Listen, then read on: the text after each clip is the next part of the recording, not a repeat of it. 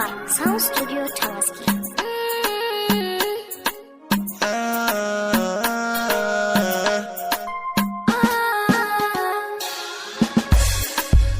Sahibata ke nake ta kauna, Sahibina kai ne a raina, zancen soke ce na nuna, kai ne zuciya take ta kauna. lalle na gano da kaina, Yan kowa kai ne na raina, mai suna ke na sa gabana, ke na sa gabana, a fagen so kai ne jigona. shi yasa ni nake ta sanki, ni nake ta sanki yan mata na, Zaman mu da kai nake tunawa, ni din ma shi nake tunawa, bashin gaba nake tunawa. gaba ta iyayenmu ta samu a damuwa, Damuwar sosai da kulawa, inuwar so zan yi fakewa, na yarda da kai ban kaucewa. zan share duk wata harkowa. In kaya kan ba kokawa, bashin gaba zai gogewa. Assalamu alaikum mutane na barkan ku da haka barkan ku da wannan lokaci kuna magana da AMAR